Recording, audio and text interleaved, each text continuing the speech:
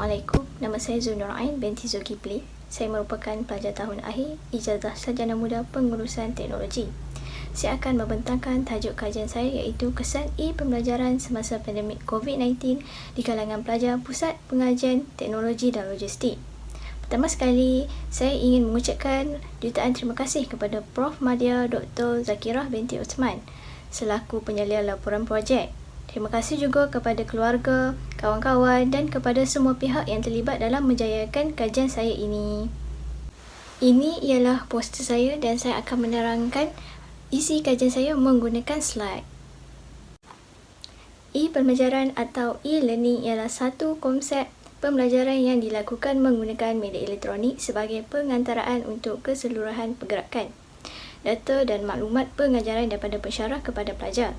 Teknologi seperti e-pembelajaran sangat diperlukan dalam pendidikan untuk meningkatkan kualiti pembelajaran, meningkatkan akses kepada pendidikan, mengurangkan pembelajaran pendidikan dan juga meningkatkan keberkesanan pendidikan. E-pembelajaran boleh dilakukan di dalam atau di luar bilik darjah, tetapi penggunaan komputer dan internet merupakan komponen utama pembelajaran. Pada tahun 2020, muncul wabak yang disebabkan oleh COVID-19 yang telah menyebabkan perubahan dalam pendidikan seperti cara mengajar, cara belajar dan cara menilai pemerolehan kecekapan dan kebolehan pelajar. Kini, e-pembelajaran adalah salah satu kaedah alternatif yang digunakan dalam proses pembelajaran di kalangan pelajar Pusat Pengajian Pengurusan Teknologi dan Logistik. Terdapat dua objektif dalam kajian ini iaitu untuk mengkaji persepsi pelajar terhadap penggunaan e-pembelajaran di kalangan pelajar STML dan yang kedua ialah untuk mengkaji kesan penggunaan e-pembelajaran di kalangan pelajar STML. Kita teruskan dengan bahagian metodologi kajian. Kajian ini menggunakan kaedah kuantitatif. Borang soal selidik telah diedarkan kepada pelajar STML dan sebanyak 313 responden dalam analisis digunakan. Data daripada soal selidik ini dianalisis dengan menggunakan aplikasi perisian SPSS versi 26. Bahagian dapatan kajian. Analisis kuantitatif bahagian A iaitu maklumat responden. Jantina responden lelaki mempunyai bilangan yang besar iaitu sebanyak 159 berbanding responden perempuan. Ini menunjukkan bahawa borang soal selidik telah diedarkan dengan banyak di kalangan responden lelaki.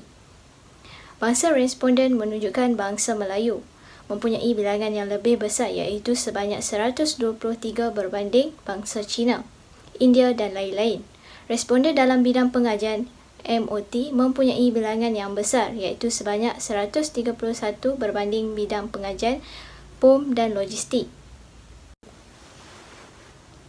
Sambungan daripada analisis bahagian E. Responden yang berada di semester 1 mempunyai bilangan yang besar iaitu sebanyak 84 berbanding dengan semester yang lain. Ini menunjukkan bahawa borang soal selidik telah diedarkan dengan banyak dalam kalangan responden semester 1 dan 2. Seterusnya, majoriti responden menggunakan e-pembelajaran selama 6 hingga 9 jam dalam masa sehari. Analisis bahagian B. Objektif pertama kajian ini adalah untuk mengkaji persepsi pelajar terhadap penggunaan e-pembelajaran di kalangan pelajar STML. Dapatan kajian ini menunjukkan majoriti responden bersetuju bahawa pelajar berminat menggunakan e-pembelajaran dengan bilangan sebanyak 233 responden. Sebanyak 194 responden setuju bahawa pembelajaran dalam talian e-pembelajaran ini berguna untuk pembelajaran. Selain itu, sebanyak 207 responden setuju bahawa e-pembelajaran ini dapat meningkatkan pelajar dalam kemahiran belajar dan sebanyak 216 responden setuju bahawa pelajar berpuas hati dengan ujian yang dilakukan dalam talian. Seterusnya, 162 responden setuju bahawa tahap pengetahuan pelajar dapat ditingkatkan melalui pembelajaran menggunakan e-pembelajaran adalah lebih baik daripada pembelajaran tradisional. Walaupun majoriti responden percaya bahawa penggunaan e-pembelajaran dapat meningkatkan tahap pengetahuan, tetapi mereka masih yakin dan menganggap yang pembelajaran secara bersemuka penting untuk pengajaran praktikal. Sebanyak 177 responden setuju dengan kenyataan tersebut. Seterusnya, sebanyak 159 responden memilih untuk menggunakan e-pembelajaran dalam pembelajaran berbanding 154 responden yang memilih pembelajaran dalam bilik darjah. Menurut Weather 2018, bilangan pelajar yang menggunakan e-pembelajaran semakin meningkat. Daripada kajian ini, pelajar kebanyakan lebih yakin dan memilih e-pembelajaran sebagai alternatif dalam proses pembelajaran dan pengajaran. Majoriti 237 responden lebih gemar menggunakan peranti komputer riba untuk pembelajaran semasa dalam talian. Analisis bahagian C. Objektif kedua kajian ini adalah untuk mengkaji kesan penggunaan e-pembelajaran di kalangan pelajar STML. Dalam kajian ini, majoriti 229 responden setuju bahawa pelajar seronok belajar menggunakan e-pembelajaran. Sebanyak 189 responden setuju bahawa e-pembelajaran adalah alat pembelajaran yang berguna kepada pelajar.